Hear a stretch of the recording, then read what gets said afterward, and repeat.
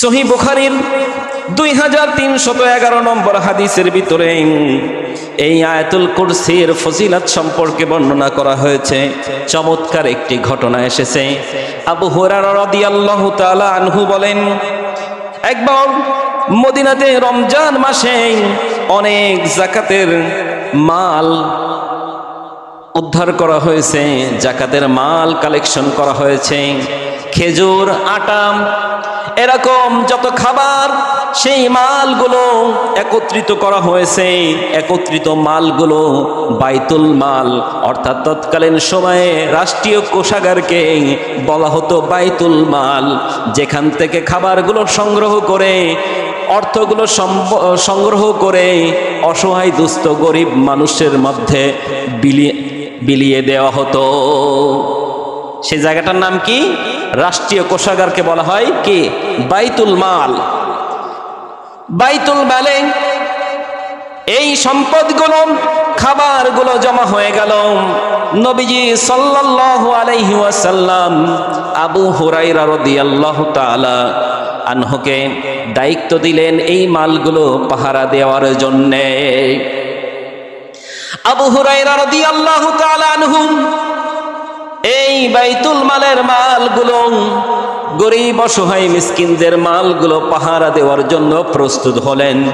দিনে যতটুকু পাহারা দেওয়ার প্রয়োজন তার চাইতে হাজার হাজার বেশি গুণ রাতে পাহারা দেওয়ার প্রয়োজন আছে না নাই?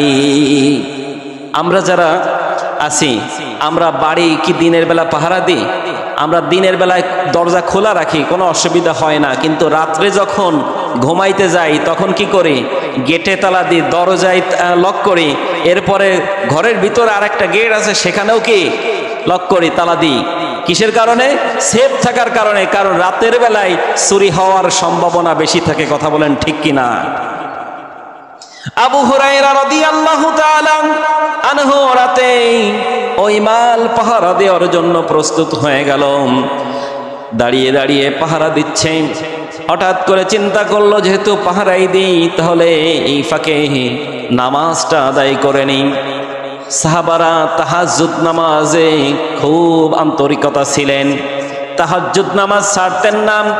হাদিসের ভিতরে এমন বর্ণনা এসেছে, সাহাবারা যখন নামাজ আদায় করত এমন ভাবে দাঁড়িয়ে যেত মনে হয় যে একটা সোজা গাছ দাঁড়িয়ে আছে। এত নীরব ভাবে, নড়াছড়াবিহীন, সুন্দরভাবে, সাবলীল ভাবে এমন ভাবে নামাজে দাঁড়াইতো যে পাখিগুলো এসে মাথার পরে বসতো, মনে করতো গাছ। আল্লাহু আকবার। আর আমরাও নামাজ পড়ি, মশাই কামড় যদি একটা দেয় ওরে গ্যাঞ্জাম বেঁধে যায়। কথা বলেন ঠিক কিনা? মসজিদ কমিটি দুর্বল, একটা মশার কয়েল কিনলে কি হয়? এরকম আছে না নাই? যদি আমাদের এখানে নাই, অন্য জায়গায় আছে। কিন্তু সাহাবারা নামাজ পড়তেন, নামাজের ভিতরে এত মনোযোগী ছিলেন। আমরাও নামাজ পড়ি, নামাজের ভিতরে মনোযোগ নাই। আর সাহাবারা যখন নামাজে দাঁড়িয়ে যেতেন, নামাজে দাঁড়াতে দেরি কিন্তু সহজে শেষ হতো না। একবার নামাজ যদি দাঁড়িয়ে যেত, ওই নামাজ শেষ করতে বহু সময় লাগতো। আবু হুরায়রা রাদিয়াল্লাহু তাআলা আনহু নামাজে দাঁড়িয়ে গেলেন। চিন্তা করলেন যেহেতু কেউ নাই, এ ফাঁকে নামাজটা পড়ে নি। আর নামাজে যখন দাঁড়িয়েছে, হঠাৎ করে দরজাটা খুলে একটা চোর ওই ঘরের ভিতরে প্রবেশ করেছে। যখন দরজাটা শব্দ হয়েছে বিকট আওয়াজে, তখন আবু হুরায়রা মনে করতে পারলেন যে হয়তো কেউ এসেছে। এই জন্য একটু তাড়াতাড়ি নামাজটা শেষ করে দেখলেন একটা লোক একটা বড় ব্যাগ বস্তা নিয়ে এসে ওই যে খাবারের যে ঘাটতি ছিল ওই ঘাটি থেকে এক একটা করে খাবার নিয়ে নিয়ে ওই ব্যাগ ভর্তি করছে, বস্তা ভর্তি করতেছে। আস্তে আস্তে করে গিয়ে আবু হুরায়রা রাদিয়াল্লাহু আনহু ওই চোরটাকে খপ করে ধরে ফেললেন। ধরার পরে বললেন, কি ব্যাপার? রাষ্ট্রীয় কোষাগার থেকে, বাইতুল মাল থেকে তুমি সম্পদ খাবার চুরি করতে এসেছো। আজকে তোমাকে ধরে এখানে বেঁধে রাখবো, সকালবেলায় নবীজির কাছে চালান দিয়ে দিব। নবীজি মসজিদে নববীর ভিতরে বসে তোমার বিচার কায়েম করবে। ওই চোরটা নবীজি আবু হুরায়রাকে ডেকে বলছে, ও আবু হুরায়রা, তুমি আমাকে ছেড়ে দাও, কারণ আমি বিশাল গরিব মানুষ, আমি অসহায় মানুষ, আমার পরিবারের অধিকাংশ মানুষ না খেয়ে আছে, এই খাবারগুলো যদি নিয়ে না যেতে পারি তাহলে তাদের জীবন বাঁচানো যাবে না, সুতরাং আমাকে আজকে ছেড়ে দাও। আবু হুরায়রা তো নরম মনের মানুষ ছিলেন, সাহাবাদের মনটা সবসময় নরম ছিল, আর আমাদেরও মন বেশিরভাগ থাকে গরম।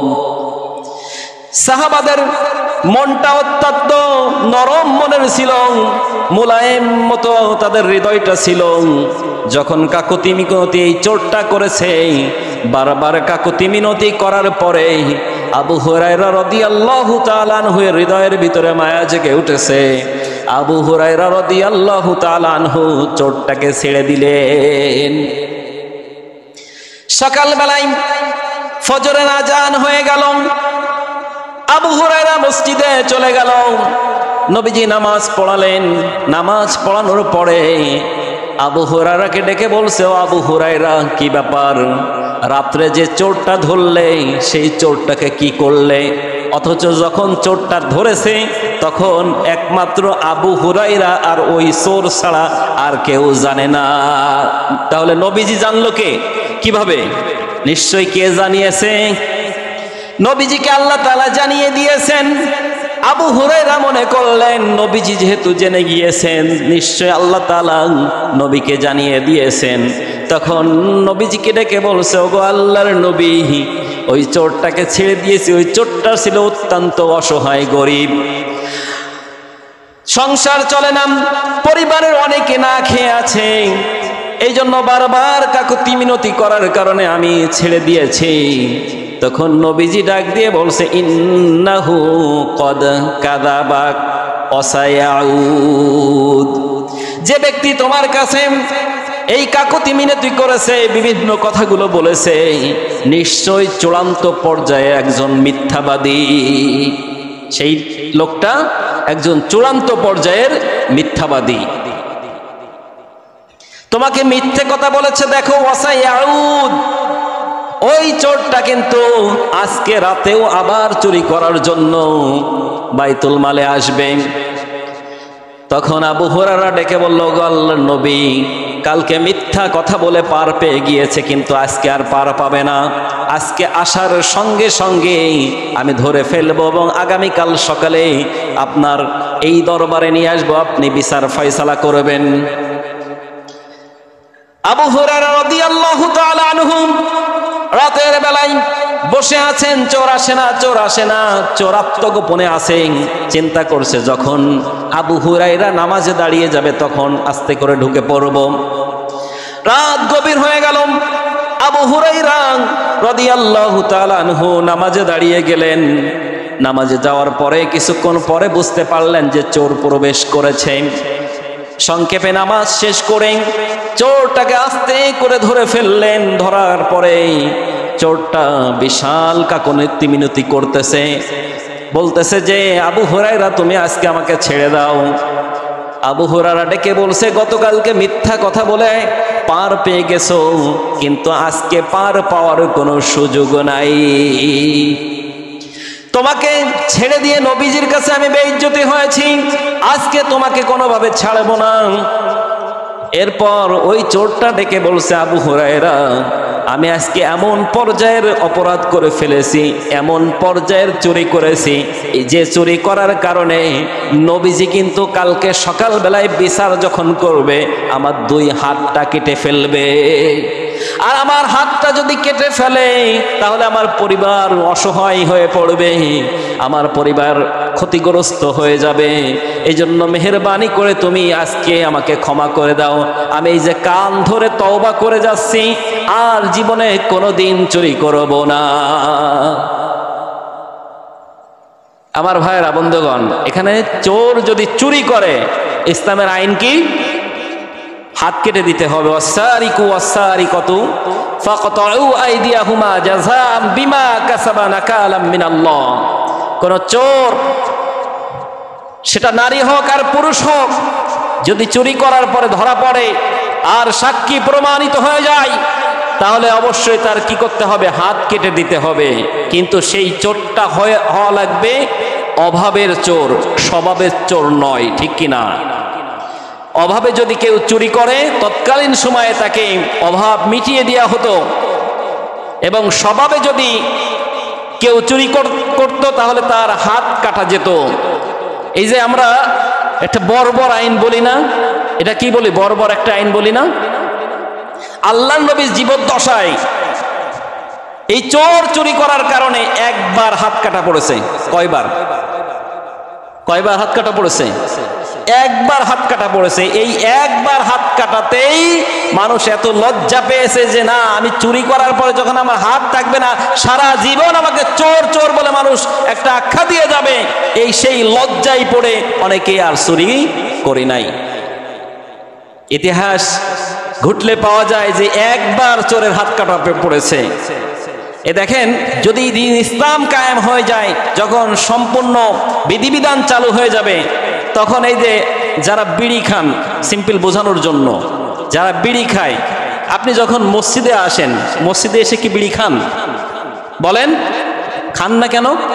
কারণ এখানে আপনি লজ্জা পাবেন, সবার সামনে সম্মানিত মানুষ, মসজিদ, এখানে মানে সবার সামনে একটা বিড়ি খাওয়া কি করেন?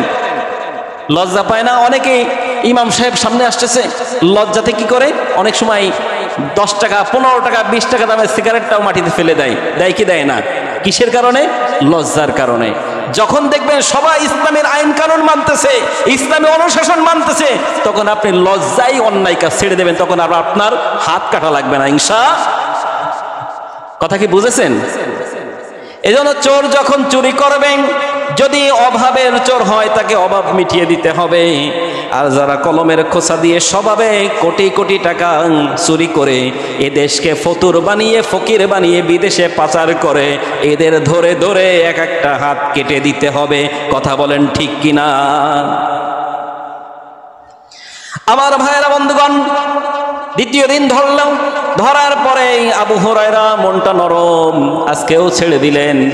নবীজি ডাক দিয়ে বললেন পরের দিন সকালবেলায়, কি ব্যাপার আবু হুরায়রা, গত রাতে যে চোর ধরলে সেই চোর কোথায়?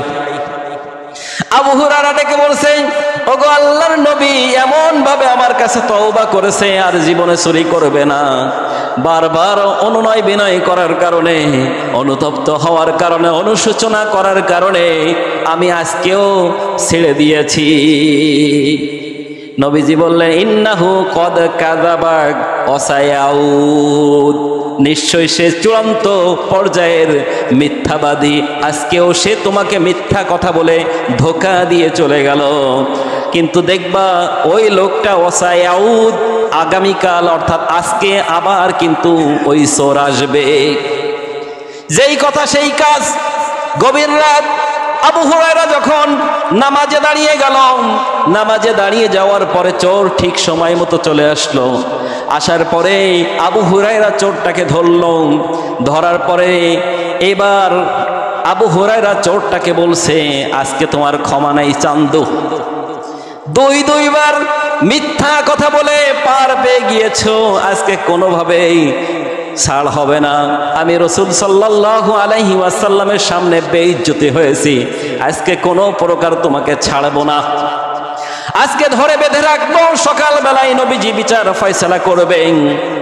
তা বলার পরে চোর চিন্তা করছে, আজকে ডোজ কম দিলে হবে না, আজকে ডোজ বেশি ডোজ দেওয়া লাগবে। কারণ আজকে আবু হুরায়রা রেগে গিয়েছে, আজকে নরম নরম কথা বলে, ইমোশনাল কথা বলে আর কাজ হবে না, আজকে কথা একটু কড়া বলতে হবে। ওই চোরটার আবু হুরায়রাকে ডেকে বলছে, আবু হুরায়রা, আজকে যদি তুমি আমাকে ছেড়ে দিতে পারো, তাহলে তোমাকে আমি এমন একটা দোয়া শিখাবো, যে দোয়াটা যদি তুমি রাতের বেলায় পড়ে যদি ঘুমাতে পারো, শোয়ার সময় যদি একবার পাঠ করতে পারো, তাহলে সারা রাতের নিরাপত্তার দায়িত্ব আল্লাহ তাআলার জিম্মায় চলে যাবে। সুবহানাল্লাহ। তোমাকে পাহারা দেওয়ার জন্য, রক্ষা করার জন্য, নিরাপত্তা দান করার জন্য আল্লাহ রব্বুল আলামিন হাজার হাজার রহমতের ফেরেশতা নাজিল করবেন। আবু হুরায়রা চিন্তা করলো, চোর, এত সুন্দর কথা, চোর হলেও তো ইমানদার আছে, চোর আবার দোয়া শিখায়। আবু হুরায়রা চিন্তা করলেন পরকালের কথা চিন্তা করে, যেহেতু পরকালে তো আমাকে বাঁচতে হবে, তাহলে সেই পরকালের যে কথা চিন্তা করে তিনি বললেন ঠিক আছে তাহলে তুমি আমাকে দোয়া শিখাবা, ঠিক আছে শিখাও দেখি কি দোয়া। তো তখন ওই চোর বলছে দোয়া শিখাবো ঠিক আছে, কিন্তু আগে কথা দিতে হবে আমাকে কিন্তু আজকে ছেড়ে দেওয়া লাগবে। তুমি আবার পরে বলবা না এ দোয়া আমি জানি আমাকে ছাড়বা না, তা হবে না, আমাকে কথা দিয়ে দিতে হবে, এই দোয়া শিখানোর পরে কিন্তু আমাকে ছেড়ে দিতে হবে।